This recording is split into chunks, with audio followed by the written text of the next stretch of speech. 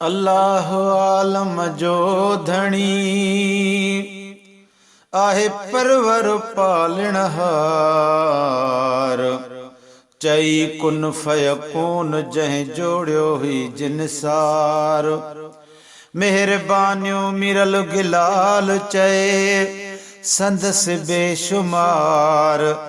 कजे शाह इज़हार हू राज़िक़ ऐं रहमान आ। सल्लल्लाहु अलैका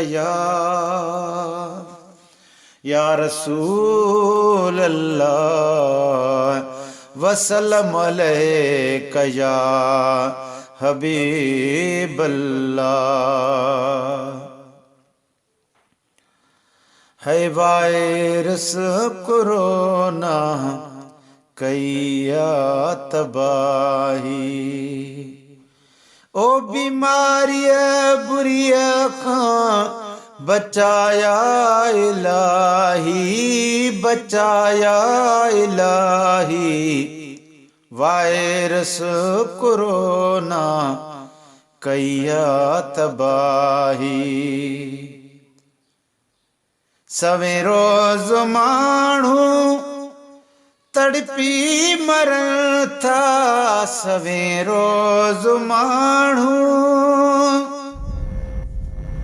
हाय पर ख़ुदा मुंहिंजो ख़ुदा है जहीं ही जग बणायो आ।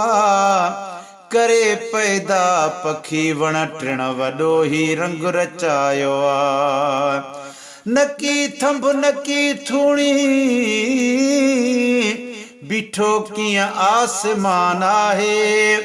सुहिणो सिज चंड तारनि सां वरी उनखे सजायो आ। ॾिनी सुहिणी सुठी सूरत मिरल गिलाल असांखे जंहिं ओहो ई कुल ते कादिर आ। असां काथे नटायो आ। सवें रोज़ माण्हू तड़पी मरण था बुरी हिन बला खां। भॼी पिया भॼन था सॼी हिन दुनिया जो वसीलो वाही।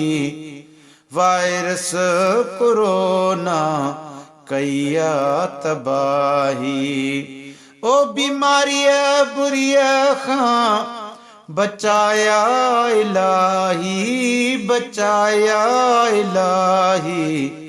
वायरस कोरोना कैया तबाही। रोई रोई मौला तोखे था पुकारियूं। रोई रोई मौला तोखे था पुकारियूं। सुबुह शाम पिया था साईं तोखे सारियूं। सदके सजण जे ख़त्म कर वबाही, ख़त्म कर वबाही। वायरस कोरोना कैया तबाही। ओ बीमारी बुरिया खां बचाया इलाही। वायरस कोरोना कैया तबाही। तुंहिंजा आहियूं बाला तोखे आहे पारत। तुंहिंजा आहियूं बाला तोखे आहे पारत।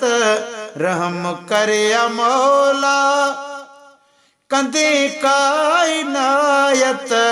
ॿधी बाहूं तो दर कयूं था सदाही। वायरस कोरोना कैया तबाही।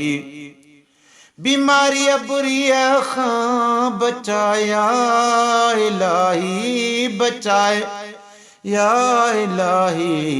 वायरस कोरोना कैया तबाही। ज़िक्र तुंहिंजो मौला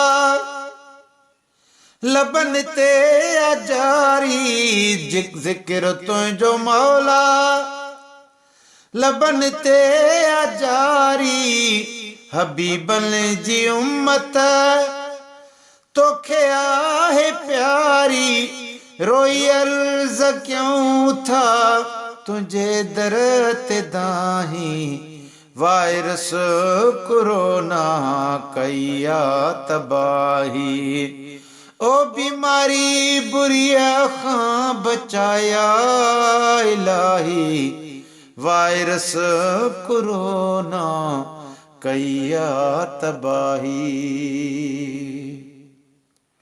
मुगेरी शमन चए गुनहगार आहियूं, मुगेरी शमन चए ओ भली जगुरसी पवे, हिकु राज़ी हुजे रब, परचे त पल भरे ऐं पुछे कोन सबब, डमरिजे त बि ॾे पियो करे किननि साण कुर्ब, था परची पवन सभु जे मीरल परचे पाण थो, हा